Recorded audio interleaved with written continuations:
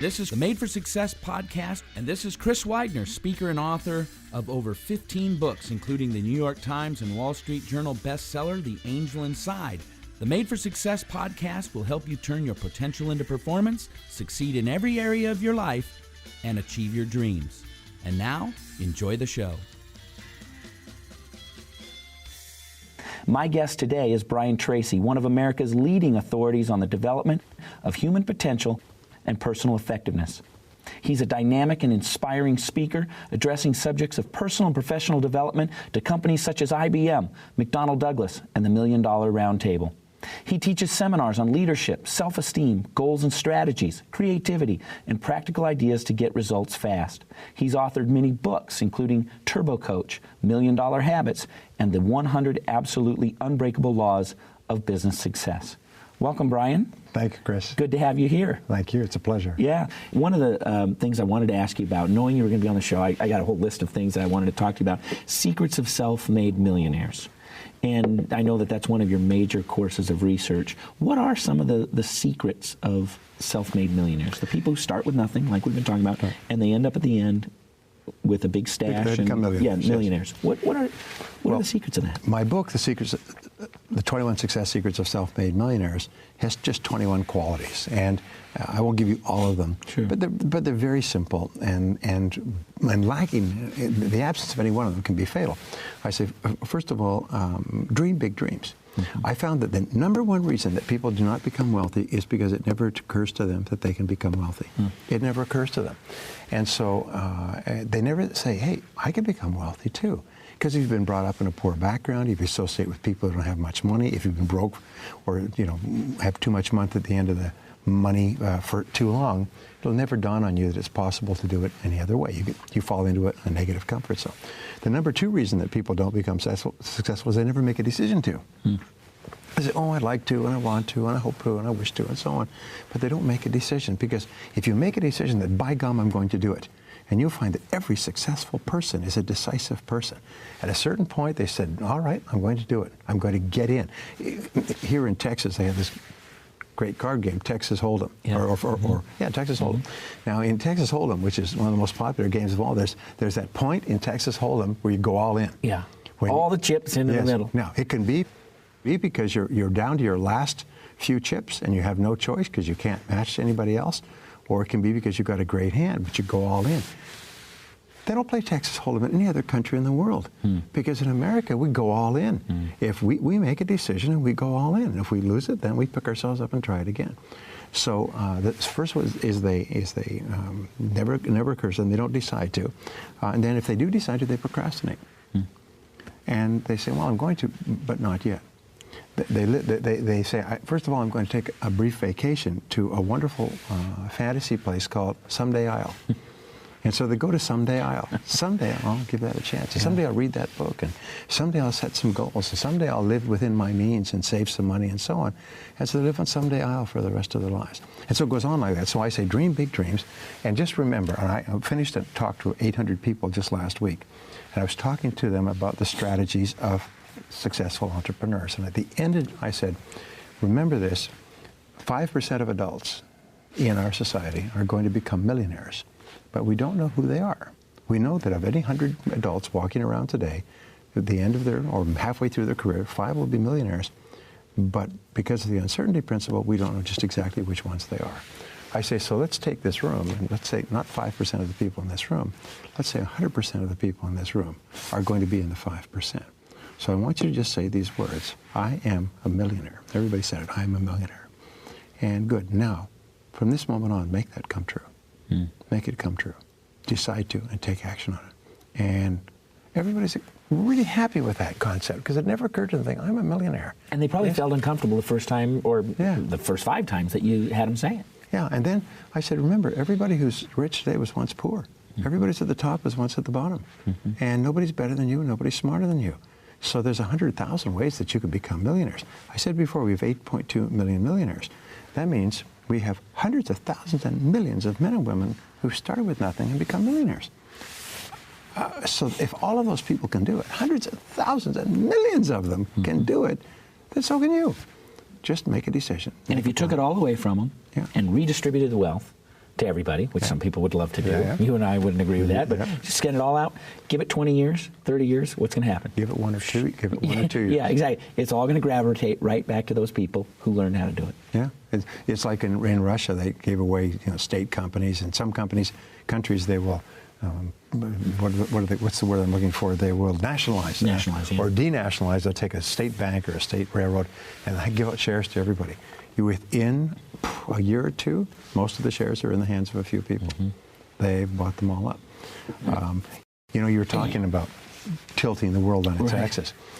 My friend Bill Bennett, who used to be the Secretary of Education, was once asked by a high school student, what is the, how can you tell a good country from a bad country? He said, because we read all these negative things in the paper about America.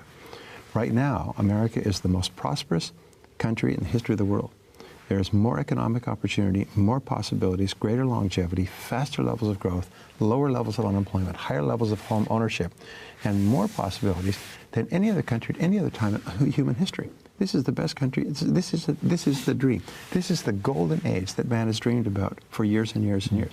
And yet 4 out of 5 stories in the press condemn the American economy. The majority of Americans today believe that America is in a recession.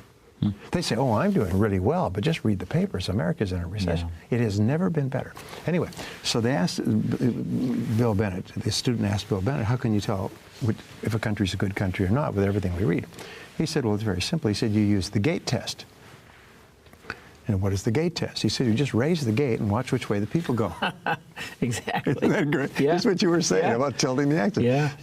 We don't even have to raise the gate. I mean, we have to have thousands of people, basically almost arm to arm on the borders to keep people out, because everybody wants to come here from every country in the world. There's no country in the world people trying to get into. No other country. They're not trying to jam into Germany or France or Russia or China or Japan or anywhere else. Yeah, nobody else has immigration problems. That's right. Do you know that America is the most generous country in the world? Is that we give more in charity nationally and internationally than all the other countries in the world put together. And they say, oh, we only give 1.16% of our gross national product. But they don't realize that in America, most giving is private giving. Sure. It's by the tens of billions. The charity alone last year was $186 billion. And it goes up every single year. No matter how much they change the taxes, people give more and more and more. Tens of millions. Look at the Gates have given, $46 billion to charities? We take in more immigrants legally, anybody illegally, each year than all the rest of the countries in the world put together. People always say, no, America's this, America's that. Yes, we're the most generous, we're the most open, we're the most giving, the most prosperous society in history. So you can never underestimate the power of envy. The power of envy explains almost everything that's happening in our world today. Well, and I was talking to Albert Mensa at the same table, and he said that's what drove him. He was in Ghana. They put a movie, an American movie, up on a side of a building. Right. And he said, everybody has shoes. In that movie, everybody, they're all wearing shoes. He had never seen a fork before. Or a spoon. He didn't. They always ate with spoon. Yes. And that's what drives them. Yeah, they you scoop see, like this. Yeah, they see what we have, scoop with these and two they fingers. want to move here because of the American dream. Yeah. Well, there's a MiG pilot, the man who flew the Russian MiG out of Russia into Aikido in Japan many years ago. It was a big story, big controversy and everything else. Well, they asked him why he defected. He said, well, he was a colonel in the Soviet Air Force. He said, well, they'd taken the movie The Grapes of Wrath starring Henry Fonda, and they were playing it all over the country. That was a 1935 movie, okay?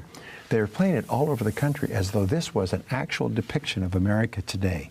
Dust Bowl, Federation, everything else. And people kept going back to see the movie, and the Russians thought this was a great propaganda coup. So people went back, and then they asked them why. They said, the poorest people in America have got cars. And they had to pull the movie from every screen in Russia because it made he said, I want to go to a place where the poor people have cars.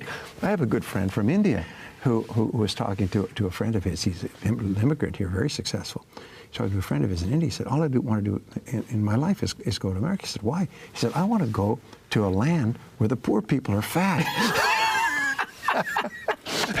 Because which is the case. Yeah, it's the exactly. Most amazing darn thing. Bill Gates has been very generous in speaking to university students, and he was once asked a question which came up several times. So he answered it the same way. He said, if a person was standing behind a screen and you could only ask him one question, you, Bill Gates, richest man in the world, ask him one question, and the question was to determine his economic prospects. Okay, what question would you ask? And he said the question is very simple. He said, what country do you live in? Because if you live in the United States, your economic prospects are better than if you live anywhere else in the world. Yeah, your chances, you're in the ball game. Yes, yeah. And then later on he was piggybacking. They said, well, if you could ask him a second question, what would it be? And he would say, what is your level of education? What country do you live in? What is your level of education? Those two will more predict your success than anything else. Now, when I was in my teens, I failed out of high school. When I was in my 30s, I went back and took an entire MBA program at a leading university. And I didn't learn a damn thing. and I share this with my audiences because a lot of people have this uncomfortable feeling that they really can't be successful because they didn't get a great degree. So one of the things I emphasize is forget about it. What I discovered, and when I'm taking the MBA, I do a lot of research, is that 2 years after you leave school, whatever school you leave, whether it's Harvard or Huckabuck University, 2 years after you leave school and start work, nobody cares about what school you went to for the rest of your life. Yeah. All they care about is your performance on the job now. Yeah. And you can get the best education by reading practical stuff, by listening to practical programs, by listening to practical audios and seeing practical DVDs. You can learn more in a few hours with someone like you or I who's been out there in the front trenches sharing really practical stuff than you could in hours and hours and hours at the university. The very best education is self-directed education. And there's a reason for this. If you go to the university, 95% of what they teach you is unusable and you'll forget it by the time you get home after graduation. But if you are learning self-directed, everything you learn, you have selected because it will help you now to do your job better. Yeah. So you're a self-directed education, if you have the discipline to do it, it's worth 10, 20 times a university education. So never let yourself be held back because you feel you lacked a formal education. Because most of those people with formal educations are working for people who dropped out of high school. Yeah. Speaking of practical stuff, one of my favorite titles of anything you've ever done, ultimately very practical because it has to do with what we do every day. Eat the frog, or eat that frog. Eat that frog. Eat that frog. Yeah. Okay, tell us about that, because I think it's just a brilliant title, for one thing. It's engaging and intrigue. Yeah. What is that? Well, it's based on a little story. It says, if the first thing you do when you get up in the morning is you eat a live frog, then you'll have the pleasure of knowing throughout the day that's probably the worst thing that's going to happen to you all day long. Right. Now, your live frog is your biggest and ugliest task. It's the one that will make the biggest difference in your life, the one that counts the most, the one that has the greatest impact. And it's also the one you're most likely to procrastinate on. So then there's two corollaries to eating the frog. One is, if you have to eat two frogs, eat the ugliest one first. And the second corollary is, if you have to eat the frog at all, it doesn't pay to sit and look at it for too long. Just get on with it. So here's the key to success. Here's one of the great keys to success, is make a list of everything you have to do each day and go over the list and say, if I could only do one thing on this list, which one thing would have the greatest positive impact on my life and career? Put a 1 next to that. And then ask the question again, if I could only do 2 things, 2, and write it down to 7. And then start on number 1. And if you can start on number 1 and discipline yourself to stay at number 1 until it's finished, you will double your productivity that day. If you do this repeatedly, you will soon develop a habit of starting on number 1. You will double your productivity and double it again and become a great success in life. And if you can't do that, you'll always have to work for someone else who will supervise you and hold your feet to the fire and make you do it. And so that's the choice, is that only 2% of the American population, 2 to 3%, have the ability to discipline themselves to do their most important task and do only that until it's done. And those people make all the money. The top 1% of Americans pay 34.47% of the income taxes, because the top 1% make that much money. The top 5% pay, 45%. The top 10% pay 55%. The bottom 50% of Americans pay 3.4% of all the taxes. In other words, they pay nothing. Sure. They're off the rules. Exactly. That's why they always vote for more taxes on the rich. Right. Let's take a 20-second break to thank our sponsor, Made for Success Publishing. For listeners of this show, visit madeforsuccess.com/podcast. and enjoy half off of the world's most popular personal development audiobooks. Use coupon code SUCCESS at checkout for a 50% savings.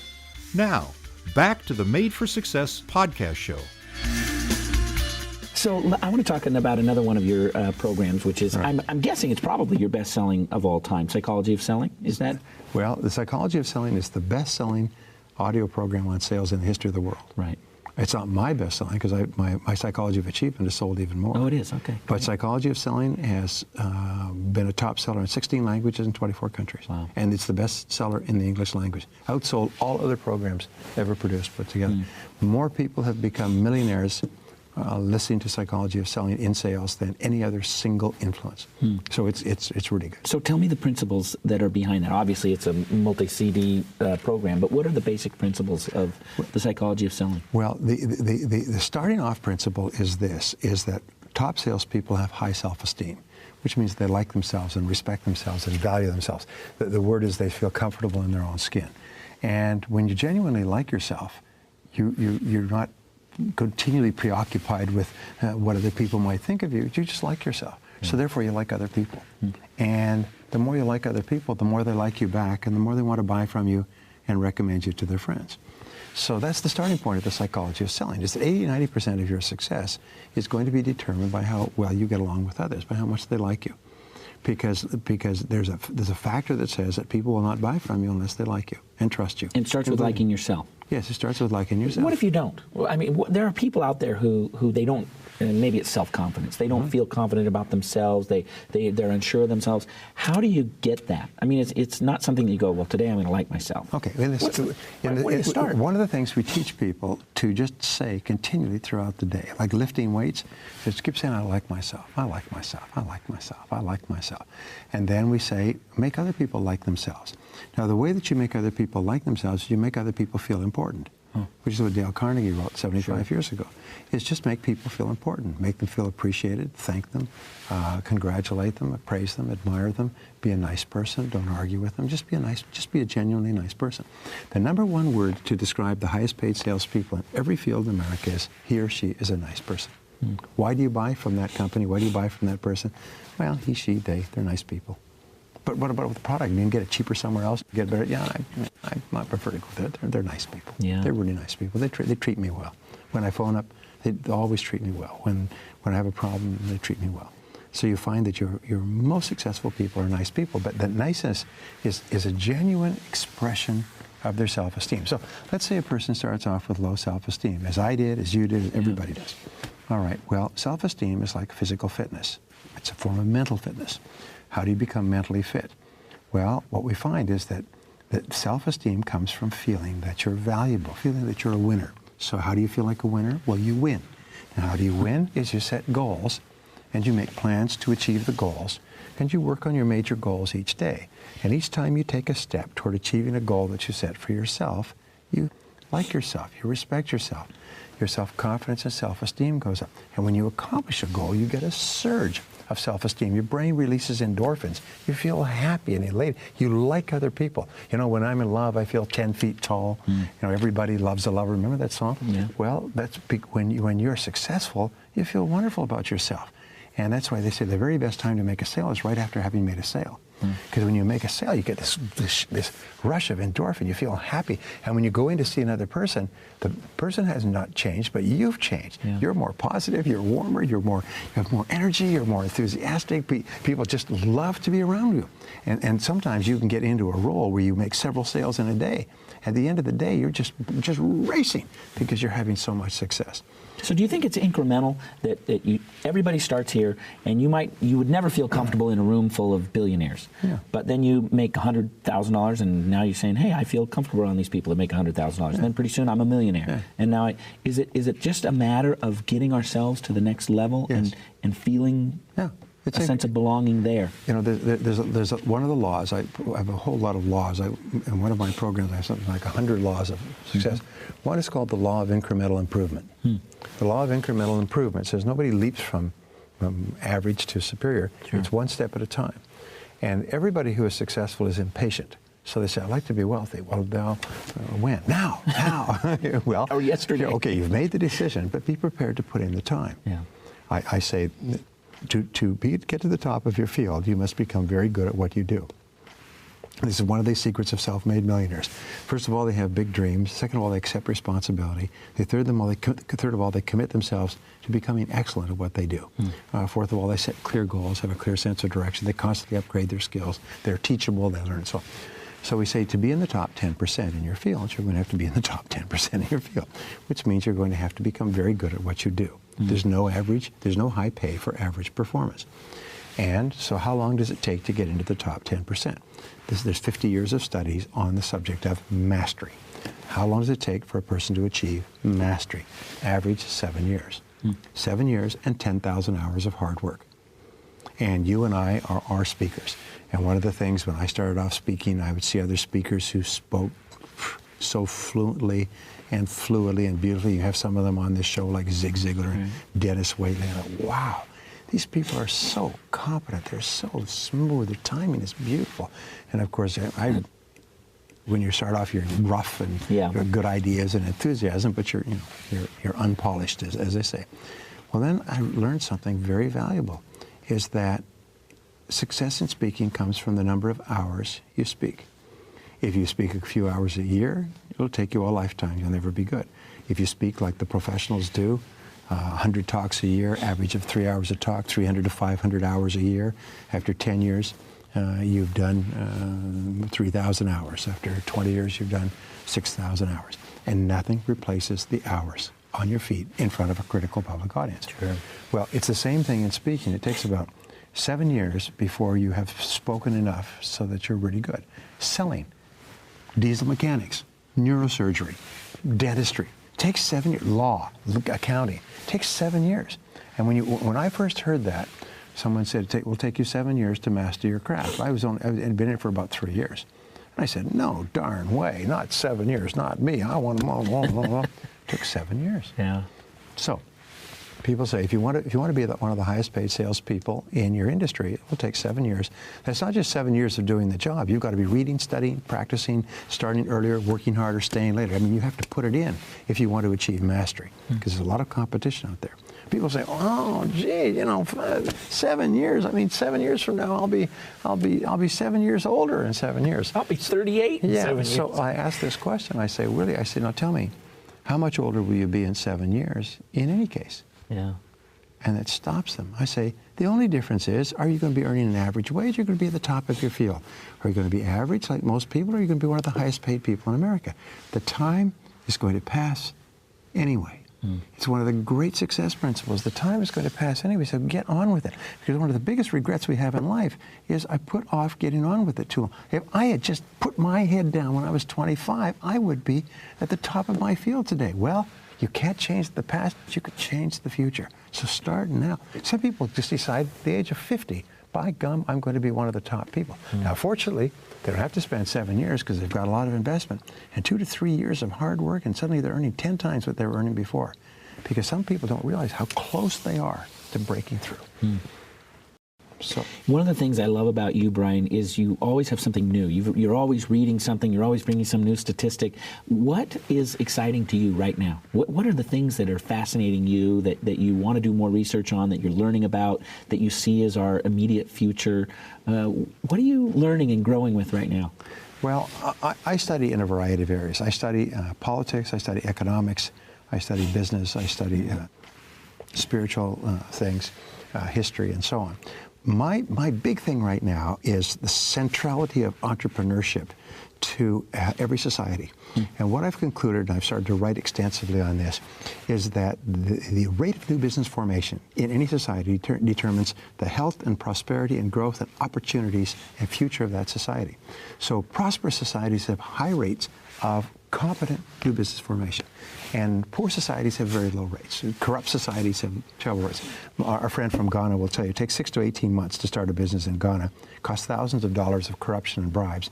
And once you've started in a business, you put a red flag for the corrupt officials who come around and shake you down every few days. And so make you unable to do your business. So the Ghanaians are some of the most entrepreneurial people in Africa, and they're just totally frustrated in their ability to break out. Well, in America, you can start a business overnight. And my job, my goal, the things I'm most enthusiastic about is teaching people how to start and build successful businesses, because these are skills. And every business that goes broke because it's like a ship that founders on a rock, is they don't understand the importance of marketing or costing or pricing or advertising or budgeting or planning or organizing or hiring or delegating or supervising or selling or collecting or working with their banks. And all of these are skills that entrepreneurs, you can either take a whole life to get them, or you can take them faster. So what I'm most excited about is helping America to become even more entrepreneurial by not just having 2 million people a year start businesses, but having more and more of them start businesses knowing what they're doing, and then roll it out worldwide. Because I think the key to prosperity for Russia, for China, obviously, for Latin America, for every country, is a vibrant rate of new business development. And that's what offers more possibilities for more individuals to achieve more of their goals, to be independent, to be self-reliant, to be financially well off, to achieve all their goals and abilities. So that's what I'm kind of excited about right So now. somebody's watching right now, and they're working somewhere, working for somebody else at the JOB, Right. and they say, I really want, I'm listening to Brian, I listen to the other people on TSTN, and I want to be a millionaire. I want to achieve a greater life for myself, and I know that I'm stuck where I'm at. Yes. And I know that the key is entrepreneurism. What do I do? Well, the starting point is to remember this, is that the key to entrepreneurial success is you have to sell something to somebody. You have to find something at one price, or create it, or build it, or buy it, or import it, or distribute it, and sell it at a higher price. In America, you can start, there's 1,000 businesses you can start for less than $25, or less, $50. Multi-level marketing is a high road. Most people who go into multi-level marketing don't make a lot of money in multi-level marketing, but they learn the business skills that enable them to succeed at a greater level in other areas. You could start a small business on the side. Sometimes, for example, I'll give you an example. There's a thriving business in garage sales. Is people have garage sales, and they're professional garage sale buyers who are waiting. Literally, you start your garage sale at 8 o'clock Saturday morning, they're there with their trucks. They are developed the ability to pick and choose and get the best stuff, and they accumulate. And then what they do is they sell it at swap meets, they sell it at antiques, or they hold their own garage sales. And then there's the ultimate garage sale, eBay. Yeah, exactly. And people, you can sell anything to anybody anywhere. Absolutely. So there's so many different ways of doing it, but just please understand, key is you have to buy and sell something. People say, well, I'm not very good at sales. Get over it. For heaven's sakes, selling, everybody can sell. I mean, if we sell to our kids to go to bed on time, to clean up their rooms. It's selling and persuasion are skills that you can learn. And once you've learned the skill of being able to buy something and then sell it to somebody else by explaining to them why it's a good idea that they buy it, the more you do it, the better you get at it. The better you get at it, the more of it you can do. And so just remember that the starting point of becoming a self-made millionaire is to buy and sell a good or service. And to get better and better at doing this, and read the books on entrepreneurship, study your craft, learn what you need to learn. And there's really no limits to what you can accomplish. What top 3 books would you recommend to people to read? Well, in what field? You have to tell me the field. General personal development.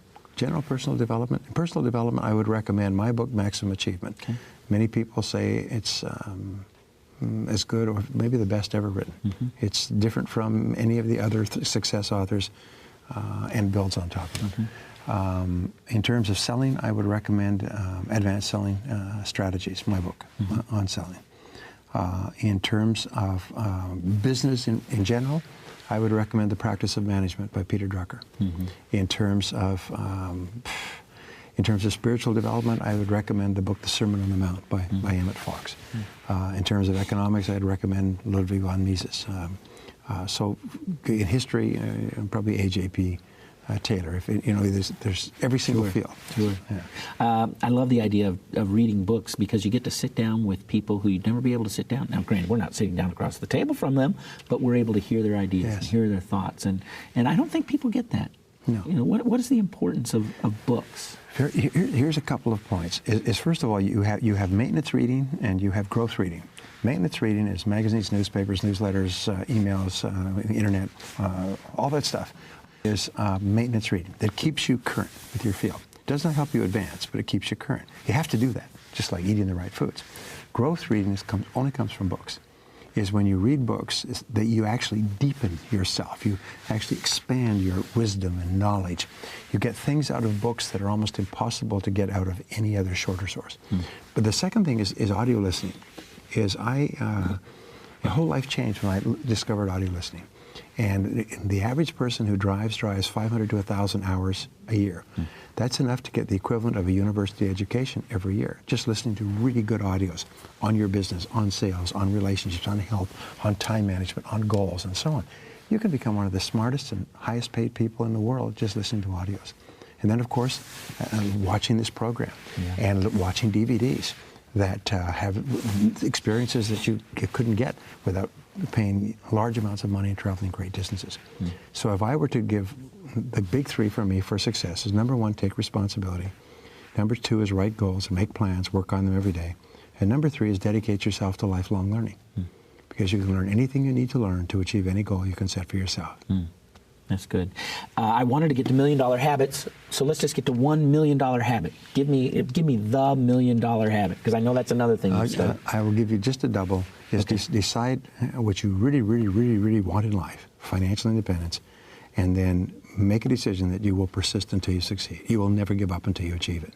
Make the decision, shut the door behind you as far as you're concerned, is you will never give up. Failure is not an option.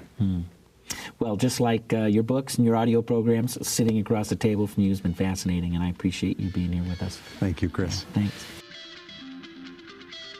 Thanks for listening to the Made for Success podcast. Get to know us at madeforsuccess.com/podcast. Meet the hosts of the Made for Success podcast and pick up a free copy of the Totally Motivated ebook by Chris Widener. We will see you next time on the Made for Success podcast.